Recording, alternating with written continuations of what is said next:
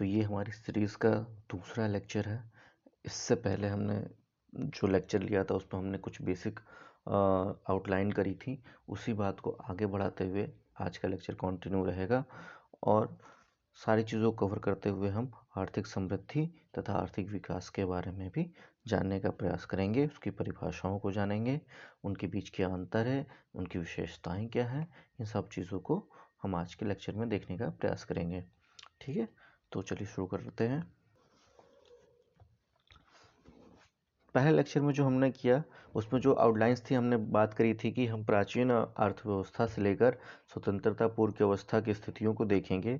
उसके बाद हम आर्थिक समृद्धि, आर्थिक विकास, इन सारी चीज़ों को देखने का प्रयास करेंगे। फिर आर्थिक विकास के मापन कौन कौन से हैं, जिसमें आधारभूत आवश्यकता प्रत्यागम है, जीवन की भौतिक गुणवत्ता सूचकांक है, क्रय शक्ति क्षमता विधि है, मानव विकास सूचकांक है। ठीक है, ये सारी चीज़ें हमने कल एक आउटलाइनिंग करी थी। ठीक है, इन्हीं चीज़ों को आगे बढ़ाते हुए हम आगे की बात करते हैं। देखिए, प्राचीन अर्थव्यवस्था की हम बात करें तो प्राचीन अर्थव्यवस्था की जो प्रकृति थी वो ग्रामीण प्रकृति की थी। ठीक है, गांव आत्मनिर्भर थे और मोस्टली वहाँ पे दस्तकारी कार्यों की प्रमुखता थी। ठीक है, व्यवसायों की बात करें तो वो वंशानुगत थे। ठीक है, पीढ़ी दर पीढ़ी वो काम चले आ रहे थे। पूरा समाज वर्ण व्यवस्था आधारित था और वर्ण व्यवस्था के आधार पर ही अर्थव्यवस्था का क्रियान्वयन होता था। ठीक है, प्रमुख व्यवसाय कृषि था और ये कृषि जीवन निर्वाह के लिए महत्वपूर्ण साधन थी। ठीक है,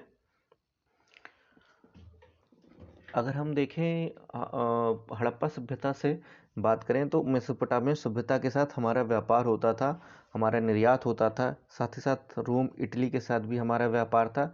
वहाँ की कुछ स्क्रिप्चर्स में हमने ये देखने को मिलता है कि मेहुला से उनका व्यापार था। मेहुला उस समय की आपकी हड़प्पा सभ्यता की का एक नया नाम था। ठीक है, भारत द्वारा उत्पादित वस्तुओं का संपूर्ण विश्व में व्यापार होता था, काफ़ी प्रसिद्ध थी। जैसे कि रेशमी व सूती वस्त्रों का निर्यात हो गया, नील हो गया, मसाले हो गए, अफीम हो गया, इन सारी चीज़ों का निर्यात विश्व भर में होता था। लगभग 17वीं से 18वीं शताब्दियों तक भारतीय अर्थव्यवस्था अपने परंपरागत रूप में बहुत गतिशील थी, गतिमान थी। ठीक है, अब देखिए, जैसे ही अंग्रेजों का भारत पर नियंत्रण स्थापित होता है तो रेवेन्यू जनरेट करने के लिए वो बहुत सारे कृषिगत उपायों को करने का प्रयास करते थे। ठीक है, हमने देखा है, हमने पढ़ा भी है इन सब चीज़ों को कि कैसे धन निष्कासन किया जाता था, कैसे कृषि का उपयोग वाणिज्यिक कृषि में किया गया, नील की खेती की गई, जिससे कई सारे आंदोलन भी हमें देखने को मिलते हैं। ठीक है, तो अंग्रेजों के शासनकाल में हमें 3 महत्वपूर्ण कृषि पद्धतियां दिखाई देती हैं जो कि महत्वपूर्ण है। पहली जो थी वह है जमींदारी व्यवस्था। ठीक है, देखिए, जमींदारी व्यवस्था लगभग 1793 ईस्वी की बात करते हैं हम, और ये शासनकाल कार्नवालिस का शासनकाल था और उसने ही सबसे पहले कृषि को वाणिज्यिक रूप में बदलने का प्रयास किया और वहाँ से ज़्यादा आमदनी प्राप्त करने का प्रयास किया। तो जो उसने जमींदारी व्यवस्था लागू की वो बंगाल, बिहार, उड़ीसा, बनारस और उत्तरी कर्नाटक के क्षेत्रों में प्रभावित की। ठीक है, और टोटल जो उसका क्षेत्र था वो लगभग 19% क्षेत्र पर ये लागू था। ठीक है, इस बात को बहुत अच्छे से याद रखिएगा। स्टेटमेंट में ये क्वेश्चंस पूछे जा सकते हैं स्टेटमेंट वाइज। 19% क्षेत्रों पर उसकी जमींदारी व्यवस्था लागू थी। बहुत इंपॉर्टेंट डाटा है ये। ठीक है, इसके अलावा इसके नाम भी याद रखिएगा कि बंगाल, बिहार, उड़ीसा, बनारस और उत्तरी कर्नाटक के क्षेत्रों पर किसने शुरू किए। देखिए, 10/11वां भाग सरकारी कोष में जमा होता था, जितना भी रेवेन्यू जनरेट होता था, और 1/11 भाग जमींदारों के पास उनके खर्च के लिए, सुधारों के लिए जमा होता था। तो इस जमींदारी व्यवस्था को कई और नामों से भी जानते हैं, जैसे कि मोस्ट इम्पोर्टेंट एग्जाम में किसी भी नाम से पूछ सकता है तो आपको कंफ्यूज नहीं होना है। जैसे इसे स्थायी बंदोबस्त के नाम से भी जानते हैं, जागीरदारी व्यवस्था के नाम से भी जानते हैं, मालगुजारी व्यवस्था के नाम से भी जानते हैं और बिस्वेदारी व्यवस्था के नाम से भी जानते हैं। तो इन सारे नामों को आप याद रखिएगा। देखिए, अब जो दूसरी व्यवस्था थी वह है महलवाड़ी व्यवस्था। तो इस पे जो भूमि का अधिकार था वो ग्राम समुदायों को दे दिया गया था। ग्राम समुदायों को उस समय महाल कहते थे।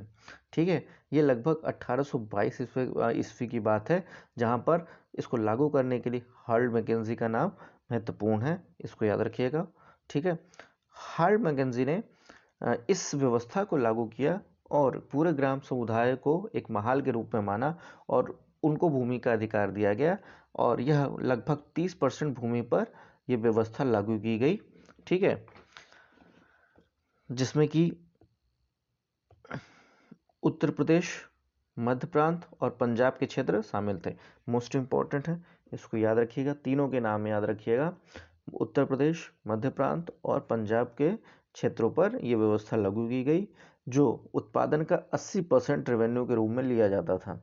ठीक है, बाद में ये डलहौजी के समय 50% देखने को मिलता है। इसके बाद हम देखेंगे कि रैयतवाड़ी व्यवस्था। तो रैयतवाड़ी व्यवस्था में जो अधिकार दिए गए थे जमीनों के, खेतों के, वो किसानों को दे दिए गए थे, यानी डायरेक्ट अब डीलिंग होने लगी सीधे किसानों से। ठीक है, और इस क्षेत्र में मद्रास, मुंबई और असम जैसे क्षेत्र शामिल थे, जो कि हम ये कह सकते हैं कि लगभग 30 से 33% मालगुजारी सरकार को देते थे। और रैयतवाड़ी के लिए सबसे महत्वपूर्ण नाम आता है टॉमस मुनरो का और विनगेट का। इन दोनों ने ही रैयतवाड़ी व्यवस्था की शुरुआत की थी। लगभग 50% भूमि पर, लगभग 50% भूमि पर रैयतवाड़ी व्यवस्था स्थापित की गई। तो इस तरीके से आपको याद होगा कि जमींदारी के लिए कितनी थी? जमींदारी लगभग 19% जमीन पे। उसके बाद महलवाड़ी लगभग 33% और रैयतवाड़ी लगभग 50% जमीन पर लागू की गई। ठीक है, इन चीज़ों को याद रखिएगा। जैसे जमींदारी में आपका कौन कौन सा इलाका शामिल था? बंगाल, उत्तर प्रदेश का बनारस, उत्तरी कर्नाटक, मद्रास, ये सारे रीजन्स वहाँ पे थे। सॉरी, मद्रास नहीं, मद्रास तो रैयतवाड़ी में था, तो रैयतवाड़ी में मद्रास, मुंबई और असम। ठीक है, तो देखिए, इन सारी व्यवस्थाओं को लागू करने के बावजूद ब्रिटिश जो सरकार थी वो अत्यधिक शोषण करने पर उतारू हो गई थी। न सिर्फ ब्रिटिश के जो अधिकारी थे वो, बल्कि जमींदार और जो बाहर से जो रिटायर्ड अधिकारी थे उन्होंने भी यहाँ पर काश्तकारियों की ज़मीनों पर कब्जा करना शुरू किया और अधिक से अधिक लाभ कमाने की कोशिश की। ठीक है, तो उससे हुआ क्या कि भारतीय अर्थव्यवस्था में आमूलचूल परिवर्तन देखने को मिला। जैसे कि निम्न स्तरीय आर्थिक विकास हुआ। ठीक है, अब निम्न स्तरीय आर्थिक विकास में हम बात करें तो हुआ क्या कि जो इंग्लैंड की आर्थिक नीतियां थीं उनका एकमात्र उद्देश्य ये था कि इंग्लैंड को कच्चे माल की पूर्ति की जाए और इसके लिए महत्वपूर्ण था कि भारत को उपनिवेश की तरह इस्तेमाल किया जाए, क्योंकि इस समय तक हम देखेंगे कि जो अमेरिका है इंग्लैंड के हाथों से निकल जाता है। ठीक है, तो कुल मिलाकर यह है कि जो आर्थिक विकास की जो धुरी थी वो धीरे धीरे नीचे गिरती चली गई और इसका उल्लेख हमें कई सारी चीज़ों किताबों में देखने को मिलता है। जैसे दादा भाई नौरोजी ने सबसे पहले इसका उल्लेख किया। ठीक है, इसके बाद हम देखेंगे कि फिंडले सिराज जैसे लोग आए, फिर आरसी देसाई, रानाडे, ये जैसे प्रमुख व्यक्तित्व थे जिन्होंने इसको उजागर करने का प्रयास किया और कुछ गणनाएं दी कि राष्ट्रीय आय की वार्षिक समृद्धि दर उस समय क्या थी, अंग्रेज किस प्रकार से भारतीयों का शोषण कर रही थी और यहाँ के जो धन संपदा है उसको किस तरीके से बहिर्गमित कर रही थी। ठीक है, कृषि क्षेत्र की स्थितियों की बात करें कृषि क्षेत्र की स्थितियों की बात करें कि जहां पर प्राचीन भारत में लगभग 90% जनसंख्या गांव में बस रही थी और साथ ही साथ कृषि कार्यों में संलग्न थी। अंग्रेजों के आने से क्या हुआ कि वहाँ की जो भू व्यवस्था है, जो राजस्व व्यवस्था है और जो किसी का जो व्यवसायीकरण हुआ, उसने बहुत सारे परिवर्तन लाकर रख दिए, जिसमें हमने जमींदारी प्रथा को देखा, जिसमें हमने रैयतवाड़ी व्यवस्था को देखा, जिसमें हमने महलवाड़ी व्यवस्था को देखा। ठीक है। इसी तरह के अगर हम औद्योगिक क्षेत्रों की बात करें तो हमारा जो समाज था, जो शिल्प कला में उन्नत था, वो धीरे धीरे उसका औद्योगिकीकरण किया गया, उसको तोड़ने का प्रयास किया गया। और इससे क्या हुआ कि ये सारे उद्योग धीरे धीरे रसातल में मिल गए।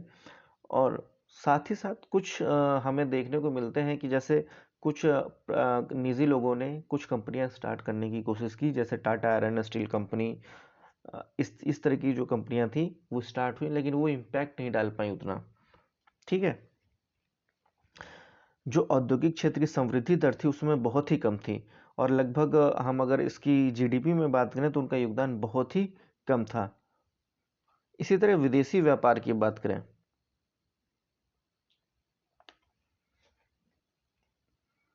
तो विदेशी व्यापार प्राचीन समय से ही चला आ रहा था। ठीक है। लेकिन अंग्रेजों की प्रतिबंधकारी नीतियों ने क्या किया कि इस संरचना को बहुत ही ज़्यादा कुरूप कर दिया।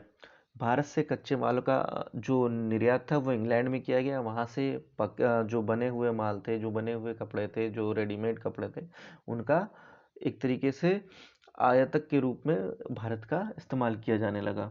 ठीक है। इस तरीके से कुल मिलाकर हम देखेंगे कि भारत कच्चे उत्पाद जैसे कि रेशम, कपास, ऊन, चीनी जैसे नील, पटसन, इन सब का निर्यातक होकर ही रह गया बस। ठीक है। और महत्वपूर्ण बात यह थी कि इंग्लैंड ने जब भारत पर सत्ता काबिज करी तो उसने एक तरीके से एक अधिकार की तरह इस्तेमाल किया पूरे भारत को। ठीक है। इसके बाद हम कुछ और चीजें देखेंगे, जैसे कि जननांग की परिस्थितियां महत्वपूर्ण रोल प्ले करती हैं। यहाँ पे हम एक महान विभाजक वर्ष की बात करते हैं 1921। तो हुआ यूं कि 1921 से पूर्व भारत का जो जननांगी संक्रमण था वो अपने प्रारंभिक चरण में था। ठीक है। जहाँ पर हम देखने को मिलता है बहुत सा भूखमरी देखने को, अकाल देखने को, ये सारी चीज़ें हमें देखने को मिलती हैं। रिपन के समय में जनसंख्या का एक तरीके से जनगणना स्टार्ट करी गई। और उसके बाद क्या हुआ कि 1921 के पश्चात देश की जनसंख्या में तीव्र वृद्धि देखने को मिलती है। और जनसंख्या के इतिहास में ये ऐसा था कि जो साक्षरता दर थी वो लगभग लगभग 16% के आसपास थी, और महिलाओं के साक्षरता दर की बात करें तो लगभग नगण्य के समान थी। तो इस तरीके से हम देख पा रहे हैं कि जनसंख्या जो जननांगी परिस्थितियां थी वो बेहद ही अनुकूल नहीं थी। ठीक है। जीवन प्रत्याशा लगभग 30 वर्ष के आसपास थी। ठीक है। इसी तरीके से हम अगर आधारिक संरचना की बात करें तो अंग्रेजों ने रेल नेटवर्क का विकास किया, पत्तनों का विकास किया, जल परिवहन का विकास किया, और साथ ही साथ डाक तार व्यवस्था का विकास तो किया। मगर महत्वपूर्ण बात यह थी कि इन सब चीज़ों का जो विकास थी, जो सुविधाएं थी, ये सिर्फ अपने औपनिवेशिक हित को साधने के उद्देश्य से की गई थी। ठीक है। तो देखिए, ये जो पूरा जो बेसिक है उसको समझाने का मात्र पर्पस यही है कि आप ये समझ पाए कि अर्थव्यवस्था किन सोपानों से होकर गुजरी और आज की वर्तमान स्थिति किस प्रकार से भिन्न है। ठीक है। देखिए, कृषि क्षेत्र पहले से ही अत्यधिक श्रम अधिशेष से लदा हुआ था। ठीक है। उत्पादकता का स्तर भी बहुत कम हो चुका था। विदेशी व्यापार सिर्फ इंग्लैंड की औद्योगिक क्रांति को पोषित कर रहा था। ठीक है। ये सारी चीजें उस समय हो रही थी। स्वतंत्रता पूर्व की यही स्थितियां थी। पूर्ण सेगमेंट की तरफ चलते हैं जो बहुत ही इम्पोर्टेंट है एग्जाम पॉइंट ऑफ व्यू से, चाहे वो पीसीएस हो, चाहे आरओ हो, एनी एग्जाम। तो देखिए, अब जो हमारा सेगमेंट है वो है आर्थिक विकास और आर्थिक समृद्धि। इसको हम थोड़ा डिटेल में कवर करने की कोशिश करेंगे। देखिए, आर्थिक विकास होता क्या है? तो किसी भी देश के लिए निरंतर दीर्घकालिक विकास ही आर्थिक विकास कहलाता है। आय में वृद्धि, रोजगार के अवसर, बेहतर स्वास्थ्य सेवाएं, शिक्षा। तो आर्थिक विकास में किसी देश के लिए निरंतर दीर्घकालिक विकास और आय में वृद्धि शामिल होती है। आर्थिक विकास में आय में वृद्धि, रोजगार के अवसर, बेहतर स्वास्थ्य सेवाएं और शिक्षा जैसे विभिन्न कारक शामिल होते हैं।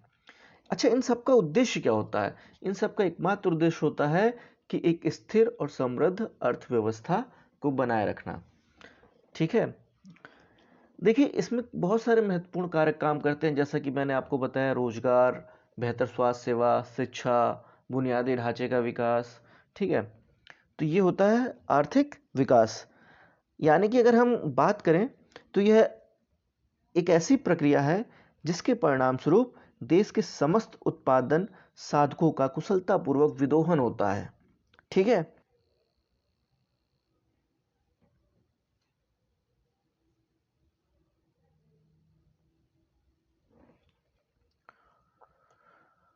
तो देखिए जो आर्थिक समृद्धि या आर्थिक वृद्धि होती है वो किसी देश की आय या वस्तुओं और उत्पादों के उत्पादन में पिछले अवधि की तुलना में जो वृद्धि हमें दिखाई देती है उसे हम आर्थिक समृद्धि कर कहते हैं। एक तरीके से जीडीपी का मापन है।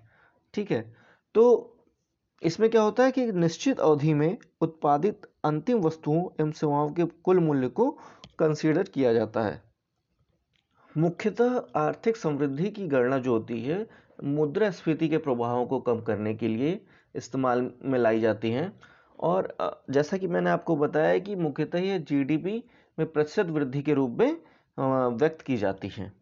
ठीक है, तो इसको कौन कौन से कारक प्रभावित करते हैं? तो जैसे बुनियादी ढांचे हो गए, अनुसंधान और विकास और मानव पूंजी, ये ऐसे क्षेत्र हैं जहां पर हम आर्थिक समृद्धि को बढ़ा सकते हैं, इस पर काम कर सकते हैं। एक मात्रात्मक व्यवस्था होती है, मात्रात्मक, जिसकी हम नंबरों में गणना कर सकते हैं, यानी काउंटेबल होती है। ठीक है, तो हम पिछले वर्ष और अगले वर्ष की तुलना या करंट वर्ष की तुलना करके हम आर्थिक समृद्धि को जान सकते हैं। इसको और अच्छे से समझने के लिए हमें इन दोनों के अंतरों को समझना पड़ेगा कि आर्थिक समृद्धि और आर्थिक विकास में मूलभूत अंतर क्या क्या है।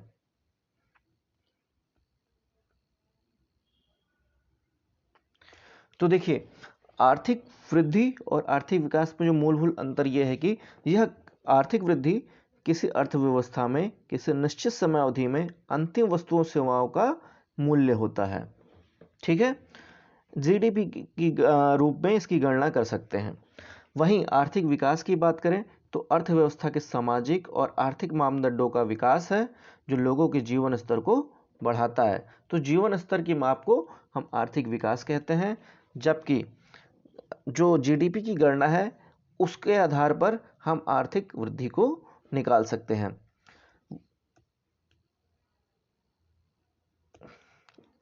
आर्थिक समृद्धि एक अल्पकालिक प्रक्रिया है, छोटे समय के लिए होती है और उस छोटे समय के लिए उस प्रक्रिया को हम जान सकते हैं तुलनात्मक रूप से, और एक दीर्घकालिक प्रक्रिया है। ठीक है, वहीं पर आर्थिक वृद्धि की बात करें तो यह मात्रात्मक पहलुओं में सुधार है, जबकि जो आर्थिक विकास है वो मात्रात्मक के साथ साथ गुणात्मक दोनों पहलुओं में सुधार है। ठीक है, आर्थिक वृद्धि का दायरा जो होता है वो एक संकीर्ण दायरा होता है, क्योंकि ये केवल देश के आर्थिक विकास से संबंधित है, जबकि जो आर्थिक विकास होता है इसका दायरा बहुत व्यापक होता है, क्योंकि ये न सिर्फ देश के आर्थिक विकास से संबंधित है बल्कि देश की जनसंख्या के आर्थिक पहलुओं को भी ध्यान में रखता है, जीवन के समग्र गुणवत्ता दोनों को कवर करता है। ठीक है, इसके बाद देखेंगे कि जो आर्थिक वृद्धि है वो मूलतः विकासशील अर्थव्यवस्थाओं से संबंधित है, जबकि जो आर्थिक विकास है काफी हद तक विकसित अर्थव्यवस्था से संबंधित है। हमने इन अंतरों को समझ लिया है। अब देखिए आर्थिक वृद्धि और आर्थिक विकास का क्या महत्व है हमारी अर्थव्यवस्था में, वो जानने का प्रयास करते हैं। तो देखिए होता क्या है कि बढ़ी हुई आर्थिक वृद्धि का मतलब है कि सरकार के लिए अधिक राजस्व की प्राप्ति। देखिए, आर्थिक वृद्धि के लिए मैंने क्या कहा था कि जीडीपी की गणना के रूप में हम इसका इस्तेमाल कर सकते हैं, अर्थात सरकार को अधिक राजस्व की प्राप्ति होगी, राजस्व की प्राप्ति होगी। और जब अधिक राजस्व की प्राप्ति होगी तो उसका इस्तेमाल वो सार्वजनिक सेवाओं और बुनियादी ढांचे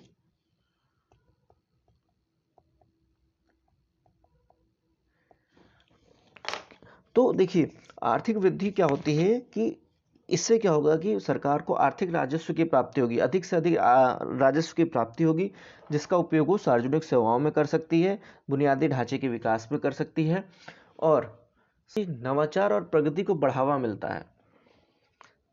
वहीं पे आर्थिक विकास किसी देश में गरीबी और आय असमानता को कम करने में योगदान देता है। ठीक है, इन सबके विकास के फलस्वरूप हम गरीबी को कम कर सकते हैं। ठीक है, साथ ही साथ किसी भी देश की आर्थिक जो प्रगति होती है, जो आर्थिक विकास होता है, वो उस देश में गरीबी और आय असमानता को कम करने में योगदान देता है। ठीक है, बेहतर स्वास्थ्य सेवा हो गई, शिक्षा हो गई, बेहतर शिक्षा व्यवस्था हो गई, ये सब नागरिकों के कल्याण में सुधार लाते हैं। अर्थव्यवस्था के विभिन्न क्षेत्रों में जो विकास होता है वो संतुलित और विविध रूप में होता है। आर्थिक विकास गरीबी, भूखमरी, लैंगिक असमानता जैसे सामाजिक मुद्दों को संबोधित भी करता है। अगर राष्ट्र की समग्र प्रगति और स्थिरता की बात करें तो आर्थिक विकास और आर्थिक समृद्धि बहुत हद तक कारगर होते हैं, उन लोगों के जीवन की बेहतर गुणवत्ता का सृजन करते हैं। बहुत सारी चीज़ें ऐसी होती हैं जिन पर हमारा ध्यान होता है, सरकार का ध्यान होता है, जो आर्थिक विकास की वृद्धि में बाधक के रूप में काम करती हैं। जैसे महत्वपूर्ण चीज़ें हैं निरक्षरता, गरीबी, घटती विकास दर,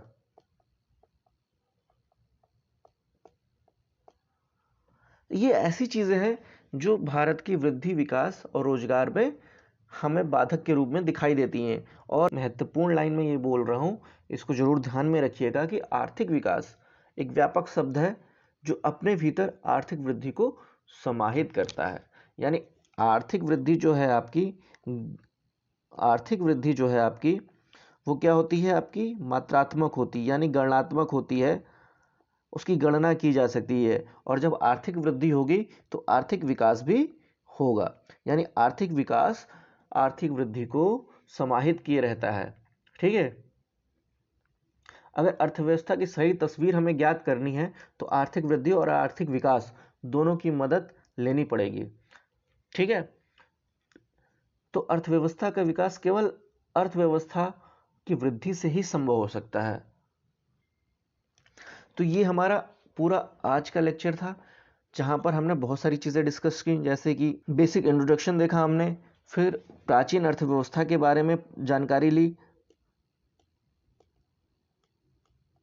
फिर स्वतंत्रता पूर्व अर्थव्यवस्था की स्थितियों को देखा हमने, जिसमें हमने अंग्रेजों के शासनकाल की अर्थव्यवस्थाएं देखी, जहाँ पे हमने जमींदारी व्यवस्था, रैयतवाड़ी व्यवस्था और महलवाड़ी व्यवस्था को कंसिडर किया। साथ ही साथ अंग्रेजों के आने से अर्थव्यवस्था पर क्या इम्पैक्ट रहा वो भी हमने देखा, कैसे विदेशी व्यापार क्षीण हुआ, कि कैसे हमारे बुनकर प्रभावित हुए, कैसे औद्योगिक क्षेत्र डिसेंट्रलाइज्ड हुए, इन सारी चीज़ों को हमने इसमें कवर किया। फिर हमने महत्वपूर्ण चीज़ देखी, आर्थिक समृद्धि और आर्थिक विकास। ठीक है, और इस पर हमने सारी चीज़ें समझने की कोशिश करी कि आर्थिक समृद्धि क्या होता है, आर्थिक विकास क्या होता है, इन दोनों के बीच क्या अंतर है और इनको प्रभावित करने वाले कारक कौन कौन से हैं, और फिर हमने इसके महत्व को भी जानने का प्रयास किया। अब अगली लेक्चर में हम क्या करेंगे, आर्थिक विकास के मापक के कितने जो तरीके हैं आपके, आधारभूत आवश्यकता, प्रत्यगम, जीवन की भौतिक गुणवत्ता सूचकांक, क्रय शक्ति क्षमता विधि और मानव विकास सूचकांक, इन सबको हम देखने का प्रयास करेंगे। साथ ही साथ लिंग असमानता सूचकांक भी देखेंगे, बहुआयामी गरीबी सूचकांक भी देखेंगे, और वहीं पर आर्थिक विकास को प्रभावित करने वाले कारकों को भी जानने की कोशिश करेंगे, क्योंकि अभी हमने जो कारक आपको बताए आर्थिक विकास और आर्थिक समृद्धि में, उनके इतर और भी बहुत सारे कारक हैं जिन पर हम आगे चर्चा करेंगे, जैसे कि आर्थिक घटक और अनार्थिक घटक, जैसे पूंजी निर्माण, पूंजी उत्पाद अनुपात, तकनीकी नवाचार, आधारभूत संरचना। वहीं पर अनार्थिक घटकों में हम सामाजिक घटकों की बात करेंगे, राजनीतिक घटकों की बात करेंगे और धार्मिक घटकों की बात करेंगे। साथ ही साथ हम हरित लेखांकन और ग्रीन वित्त के बारे में भी चर्चाएं करेंगे। और अगर ये समय के साथ पूरा हो गया तो अगले लेक्चर में हम फिर आगे की चीज़ें करेंगे। अदरवाइज हम उसी के आगे हम ये भी देख लेंगे कि आर्थिक विकास की अवस्थाएं कौन कौन सी होती हैं, परंपरावादी, स्फूर्तिपूर्व अवस्था, आत्मस्फूर्तिपूर्व अवस्था, परिपक्वता की अवस्था और अधिकाधिक उपभोग की अवस्था। इन सारी चीज़ों को भी हम कवर करने का प्रयास करेंगे। ठीक है। और सबसे लास्ट में जो आता है वो ये है कि आर्थिक विकास की प्रणालियाँ कौन कौन सी हैं। नेक्स्ट लेक्चर में हम इन सारी चीज़ों को कवर करने का प्रयास करेंगे। तब तक के लिए thank you very much. All the best for your future exams.